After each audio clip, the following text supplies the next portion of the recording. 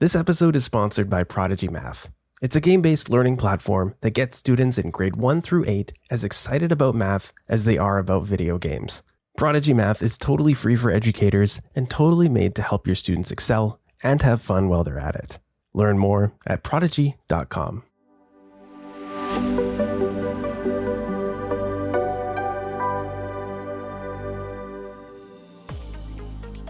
The National Council of Teachers of Mathematics welcomes you to Adding It All Up, a podcast created by and for mathematics educators and teachers.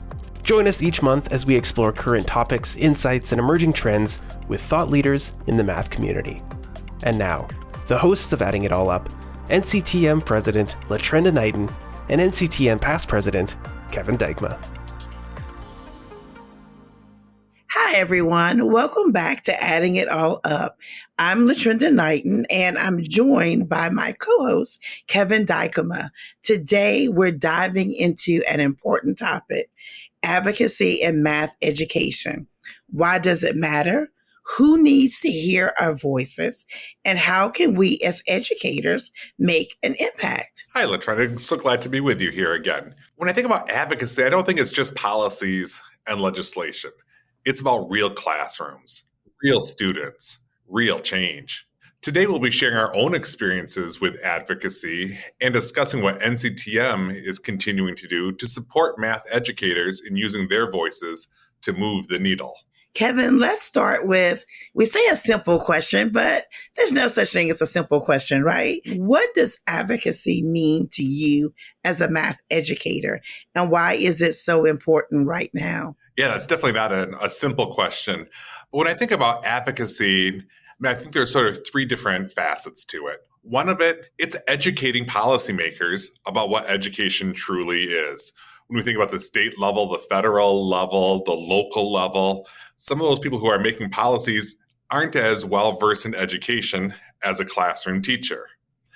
I think a second facet of advocacy is really combating some of the myths or disinformation that's out there. And I think that ties in with that educating role. And the third reason I think then that advocacy means, to me at least, is our students deserve it. It's got to be about the students. If we're not advocating for them, who is advocating for them? LaTrenda, is there anything that you want to add to what you think advocacy is? I couldn't agree more with everything you said. And sometimes when I think about advocacy, and if I want to describe it to another teacher or another educator, I often think about one of my favorite books as a child was the Dr. Seuss book about the Lorax. And I remember in the animated show, he often repeated, "I'm the Lorax, I speak for the trees." And so as you mentioned, speaking for the students. And I think about our students, and so many of them are most vulnerable students. There isn't anyone to speak for them. And so I feel as if as an educator, one of my roles is to make sure that I advocate to make sure that all students have equitable access to a math education. And it's not just about having materials available. It's about having equitable access to a teacher, making sure that there is a qualified person there every day to provide mathematics instruction, making sure that they have dedicated time for math instruction every day. And that's really important when you think about those elementary grades. And so a lot of times, if that's not what you do every day or what you experience, people don't really have a true picture about that. So it's important for us as educators to make sure that the public, that parents, people who are making policy decisions know why those things are important and why they're important for all students. So we're just there to advocate for our peers, but also for our students, because as you said, our students deserve this. Absolutely. And I think one of the neat things that NCTM does as a board, you and I, LaTrenda, we were both on Capitol Hill in late February, and that's not our first time. We've been there, I think, last year, and I've been there a couple of times during the presidency, and I'm sure you'll get a chance to go and do some additional advocacy work during the next year and a half. And one of the things that always strikes me It's educating. The people that we're meeting with, I mean, we don't meet with the senators generally or the representatives. We're meeting with their staffers. And oftentimes their staffers are everybody looks younger than me some days, but they look really young. They could have easily been former students of mine, and they're in their 20s, maybe pushing early 30s for some of them. And they're the ones that are helping to inform their bosses, their senators, their representatives about what's happening. And I think it's so crucial that we're there on Capitol Hill informing them. We're not the only people there. When we were there in February, I think for some of the senators and representatives that I visited, I was like their seventh appointment of the day, and it was only mid-afternoon. Everybody's there trying to advocate. So if NCTM, if math educators aren't there, they're not hearing our voices. They're going to hear from the Firefighters Association, from the Financial Planners Group. They're going to hear from everybody else who's all flying in there.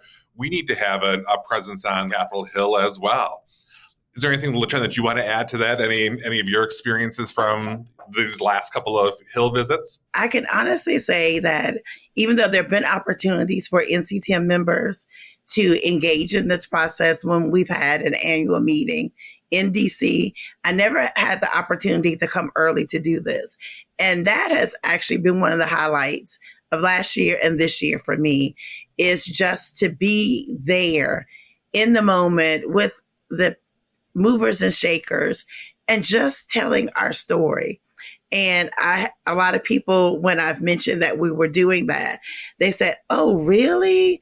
Oh, how fun was that?" It really is exciting because we're there, boots on the ground, to really tell the story of what's happening in math classrooms and why do we need the things that we need and what type of effect they have on students and teachers and really just on the public as a whole. Why is this important for the community? And I've been really excited to see how receptive they are to hearing our stories and just some of the connections that I've been able to make in talking to my local legislators who are here in Louisiana, finding common teachers that we all know are just having issues that we talk about locally, because it gives us a point to talk about and even to engage in after those visits. So I still will always feel as if that's helpful. And that's one thing I want to put on my list of things to do, even when I'm not doing it as part of the NCTM board, just to keep that relationship with those people who are representing me and giving them those stories of what's happening in the math classroom for sure. Well, I'm eager to dig in a little deeper to some of these. I mean, you and I are trying to have some experience, but we have two guests today who have a lot more experience thinking about, what is advocacy and how do we best advocate for our students and for our peers and for math education in general.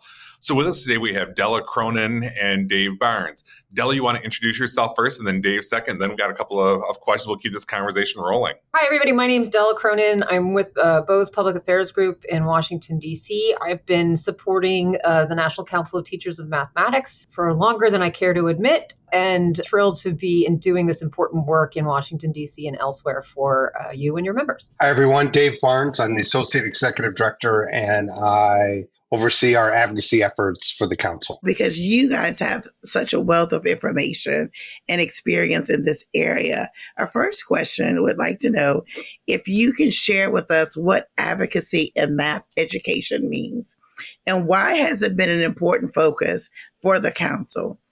And if there have been any recent developments that have occurred in this area. First of all, advocacy is so important no matter what the issue, no matter what your cause is. I think letting folks who are on the front lines of any cause or issue know how important their voice is when those who make decisions about the programs that you use, about the classrooms that you're in, to make sure that they know what you think about what's happening, about the programs that are accessible to them, whether they're working, whether they're good enough, big enough, there's enough money. Those are, in the instance of today's conversation, math teachers, the ones in the classrooms, are the ones who know best. You certainly know better than any member of Congress, any staff member, anybody else about what's going on in schools and in math classrooms. And it's important for you to share that with the folks who represent you. You are the experts. I would say that advocacy isn't just limited to conversations on Capitol Hill. I think NCTM has been very good at being an advocate for math and math educators in the education community more broadly. You have good relationships with the science teachers and the English teachers and others who share some of your concerns, maybe have a different take on some of your concerns, but also there's a unified voice from collaboration with other groups on various issues that is valuable in arguing for some of the positions that the organization holds. Also, a challenge that's particular to education policy in terms of advocacy and other work is that everybody has a school experience. And that colors their perception of how school should be, how it should be different than it was for them, how it should be the same as it was for them. If they have children that are going through school, they certainly have opinions about that experience. And it's even more important for educators to be in offices either confirming what folks think are happening in classrooms or dispelling the notions of what folks think are happening in classrooms. I think that the experience of the pandemic and this amplified voice that parents are bringing to education policy is valued and welcome, but it also calls for educators to be at the table with a similar voice and perspective on what's happening in classrooms. Dave, I'm happy to talk a little bit about what's going on recently, but want to give you an opportunity to weigh in on what's going on with the organization. I didn't start in policy, but it's an area that I think is incredibly important. I think advocacy is really about policy. It's about funding. It's about programs. And we know change in education is really hard and takes time, but policy is the big lever. You see that in things like No Child Left Behind, and all of a sudden we're doing testing every year for different things. So we need to be actively involved in that. And there have been some programs historically that have really pushed up mathematics teaching and learning. Eisenhower funding that had huge impact on math learning and teaching. Some of our greatest gains for student learning happened during the time when we were doing targeted funding for math and science teaching. So these are the reasons why I think it's really important. The other piece is programs. So research, funding research, collecting data about how we're doing. Education is a national piece. Yes, it's controlled locally, but every student deserves a quality education. And I think that's part of the thing that we look at in our advocacy work is to promote programs and processes and policies and funding that supports each and every student. I'll turn it back to you. Why don't you share with us, Della, a little bit on sort of what's happening right now? And we should say that we're recording this on Thursday, March 13th, right? Because things change so quickly. But what's it look like right now? I suspect it's not a secret to anyone who is interested in watching or listening to this podcast that this is a time of great change in Washington, D.C.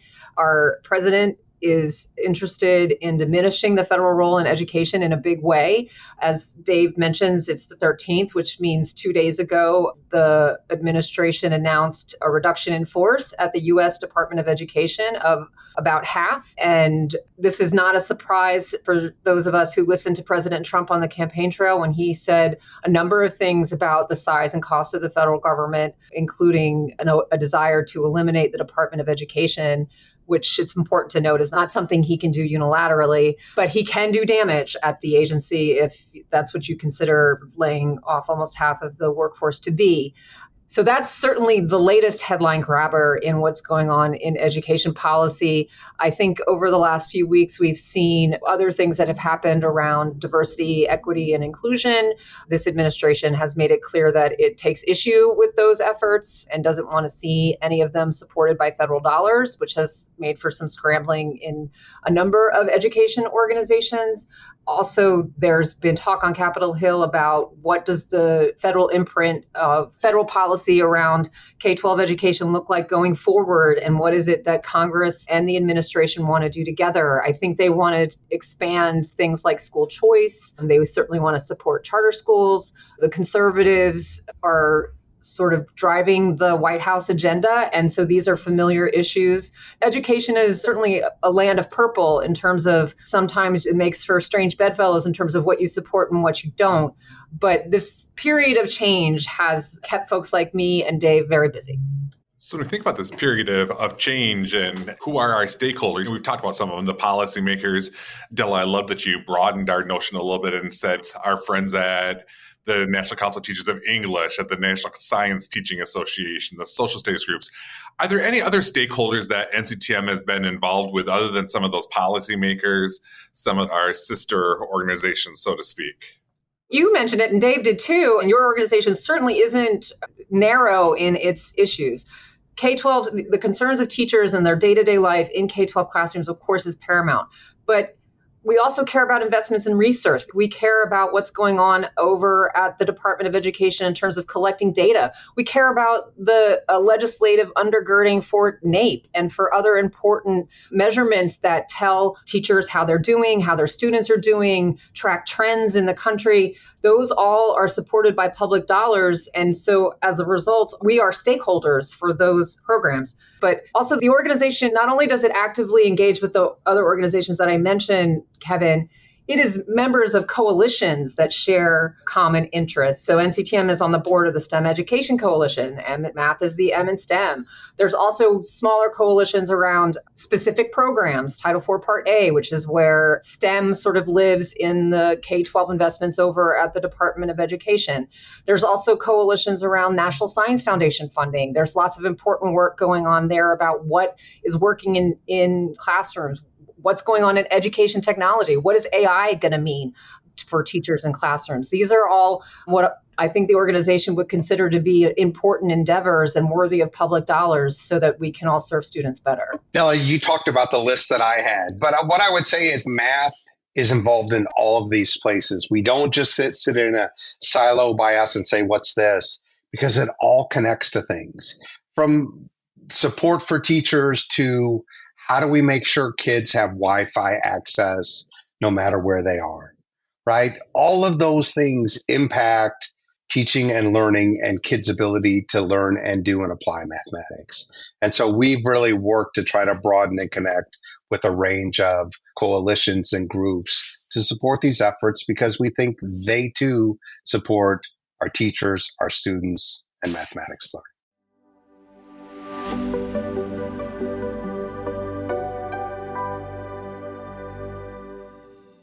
This episode is sponsored by Prodigy Math. Did you know over 275,000 teachers use Prodigy? Totally free for educators, this game-based learning platform comes with a powerful teacher dashboard that aligns your lesson plan and provides real-time student progress reports along the way. Learn more at prodigy.com. Dave and Della, both of you have mentioned several groups and several ways that NCTM collaborates with others. And so these are all ways that we support educators. But can you provide our listeners with just a little bit more specifics of how NCTM in the past has supported educators in making our voices heard by policymakers and maybe some of those ongoing things and maybe things we plan to do in the future in that area? One of the things that we do is the NCTM board approves a legislative platform. And what we try to do is be very clear about what are these key topics we want to push on and support. And we do it in 2-year chunks that go with the legislature. They're sort of in 2-year chunks. So what are the things we want to push on? We also look at that and say, what are the areas that leadership has? And are there ways we can work to coordinate or communicate our needs in ways that are consistent with what their issues are? So we try to find inroads. Now, one of the things is looking at post K-12 education. What are the jobs of the future? How are we training people? We talk about increasing opportunities for every student. How do we do that through mathematics? So we try to craft our messages to coordinate with the interests of individuals that are working to make these policies. So that, I would say, is a key piece. We also do things where we try to push areas. So we have things like fluency. We're doing more infographics. How do we build communication tools that can help people understand probably complicated topics or work to combat misunderstandings? And I think everybody that we talk to has gone through education. So they have some view of these things. So if we're talking about fluency, what does fluency mean? What we know is people think, oh, they want to be quick at recall, but it's much more than that. And it's those skills that they need when they're moving on to the jobs of the future. So how do we build those ideas in? So it's building the tools, the positions, and then working to support people to communicate that to their members. And Latrenda, you talked about visits to Capitol Hill.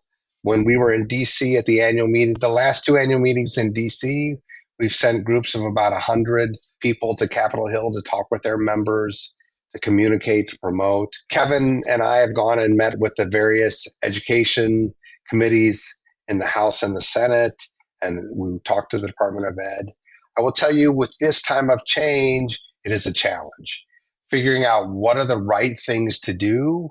So we're putting our energy and efforts to try to make a difference. And so we talk every week about what's the next step, when do we need to talk, what are we sending, and using those opportunities to sort of push where appropriate and support our members, the work they do, their students. And I'd encourage our listeners, if you've never checked out the advocacy section on the NCTM website, go check that out. There's a lot of tools there. There's a toolkit. There's a variety of other things there.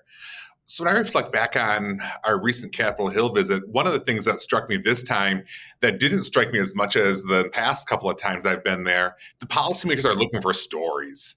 And there was over and over, do you have any stories? Do you have any stories? Can you talk maybe a little bit about why are policymakers looking for stories? What's the benefit of having these stories?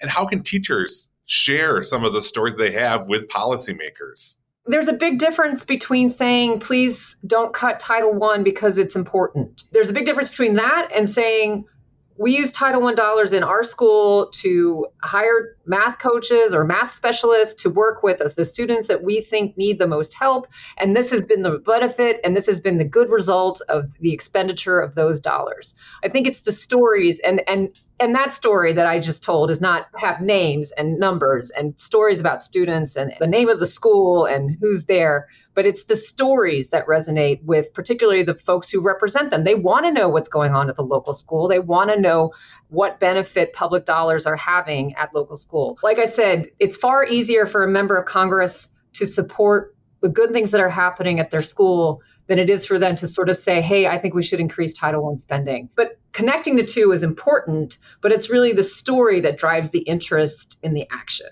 And so that's why we always say you have to bring the stories. It's the stories that hook them, and then it's the action that gets us where we need to be. Building on that, because when we were on Capitol Hill just a couple weeks ago, this question of do you have stories actually was more prevalent in all the people that did their visits. I think we did somewhere close to 30 different visits that day. What NCTM has done is put together a place for you to submit your stories. So if there's a way that the activity in the last 2 months has impacted you, we want to know about that.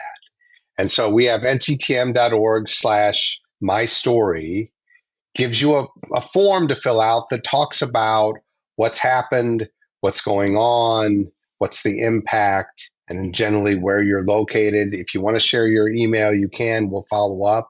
But what we're trying to do is build a repository, a way to share that story. If you have a story of impact, you can share it with your representatives and your senators. Do those things too.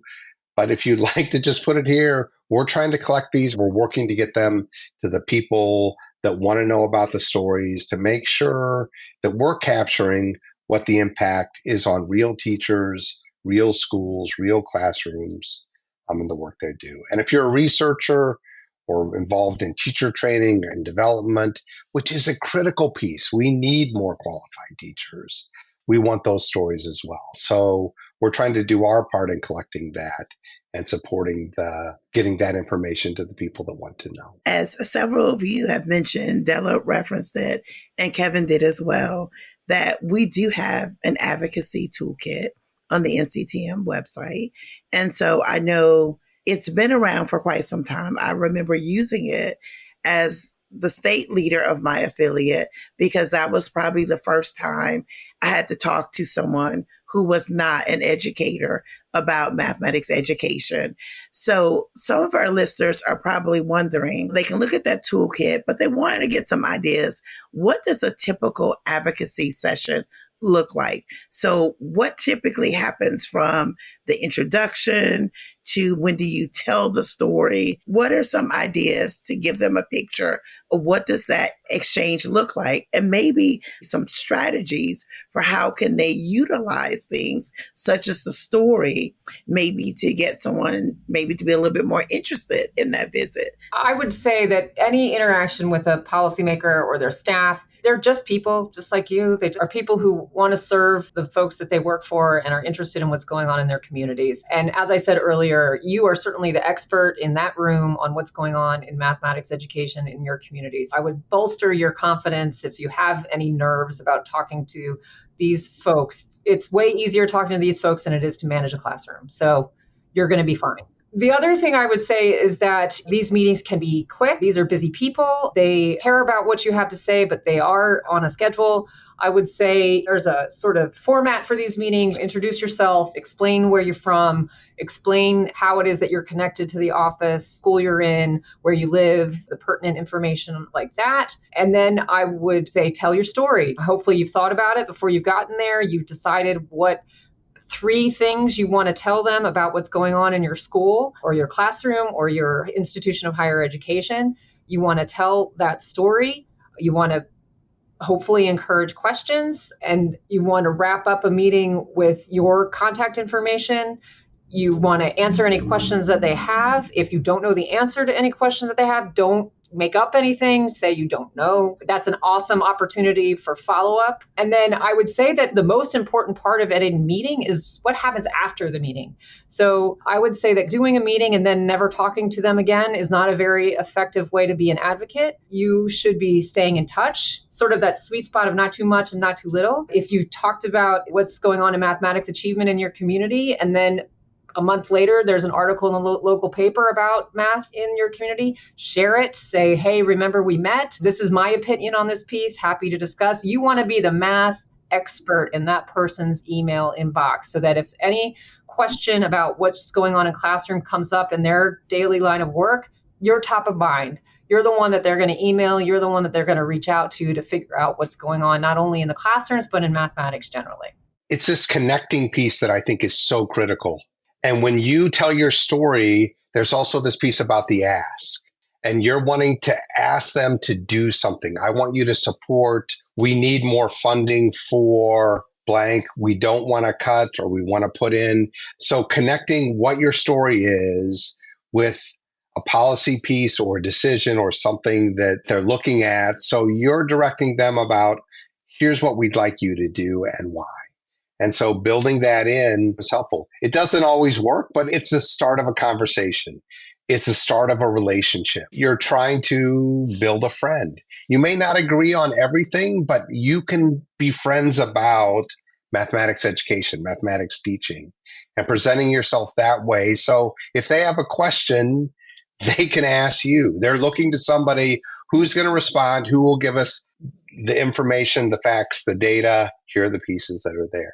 I think that's the really important piece. I would just add, it doesn't always have to be about funding. I feel like that's a pretty common request in education policy to be talking about funding. But there are other issues that are important and at times troublesome for mathematics educators. I mean, I think accountability requirements, the amount of time you spend on test prep every year in K-12 classrooms, like those are real things that affect the teaching and learning of mathematics education that aren't necessarily tied to funding. And I would argue that probably folks on Capitol Hill are very used to being asked for and about money. Sometimes a conversation about policies that are not directly tied to dollars is refreshing for them. The other part I would throw in here is the invite. If you're doing an event, policymakers need to be seen in their communities. So if you're doing an event that you can showcase something with your students in math, with your teachers in math, a work that a program is doing, invite them to come and see what's going on and be a part of those things. Sometimes that's a photo op for the newspapers or these pieces, but it's a way to recognize that they want to be seen. If they're seen as taking an interest in math, that's a good thing for you. And so building those ideas up and building that support and connection with the work that they do. This has been so helpful, and it's such a great conversation. Sometimes when I talk with some of my colleagues about advocacy, they say, oh yeah, but I can't afford to go to Washington, D.C. Or if I'm going to Washington, D.C., I want to go see the sites. I don't want to spend part of my time there. And look, all right, that's fine. I think we all agree. Advocacy is more than just going to Washington, D.C. and meeting with the federal policymakers. What alternatives other than going to Capitol Hill would you recommend for our listeners, for our members? Going to the federal level, can the same thing happen at a state level, for example? Yeah, of course. And also at the local level, go see your mayor, go to the local chamber of commerce, go to your local university and talk to them about what's going on in classrooms. Like, there are all sorts of opportunities for advocacy and building relationships. Sometimes you go in with a formed goal for that meeting. Sometimes you just start a conversation and you end up somewhere that's surprising but wonderful in terms of building these relationships at the local level. The other thing that I would say is that while we talk about Congress and the federal policymaking structure, we do often say, oh, inside the Beltway, on Capitol Hill. But every member of Congress has a local office, and oftentimes staff and members are more accessible there because they're not running to hearings. They don't have 12 meetings. They don't have all these different groups on the Hill that day fighting for their time. Sometimes those relationships can be easier to forge than the ones here in Washington, D.C. Also, members of Congress have town halls. They do other local events. Even if you don't speak up at the town hall, you get a sense of what it is that they think is important. I would say if you are a newbie who's interested in advocacy, but you are nervous about it, a great first step is, first of all, figuring out who represents you, figure out who your 3 people are on Capitol Hill, 2 senators, 1 rep. Start following them on social media. See what it is that they think is important enough to talk about on social media, figure out where and how that connects with what's important to you. It'll give you an informed perspective if and when you engage with them or their staff on issues that are important to you. Advocacy comes in all shapes and sizes. And I would reiterate what Dave said, that a school visit is gold. It's just you see it in person.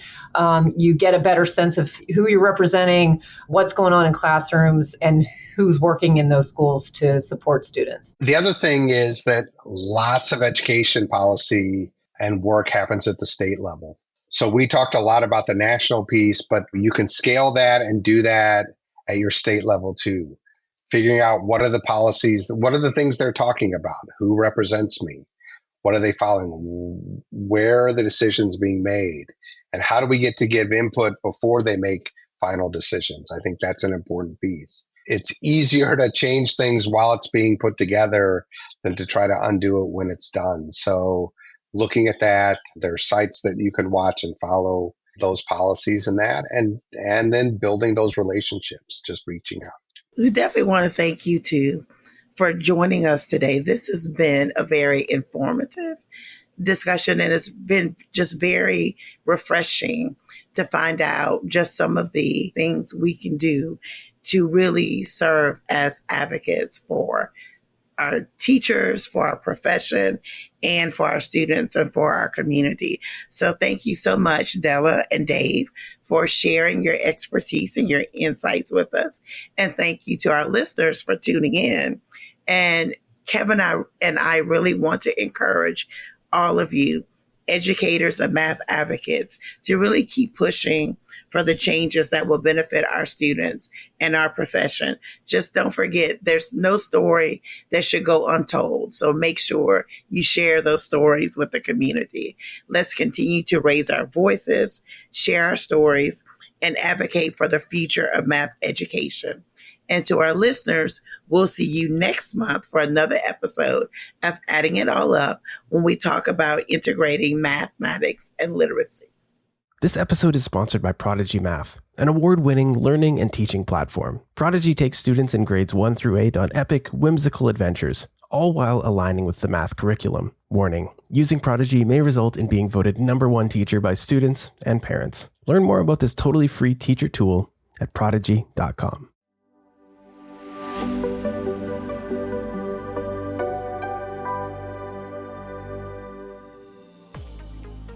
Thank you for listening to this episode of Adding It All Up. At NCTM, we strive to bring you the biggest topics happening in mathematics. Join us next month for another exciting discussion.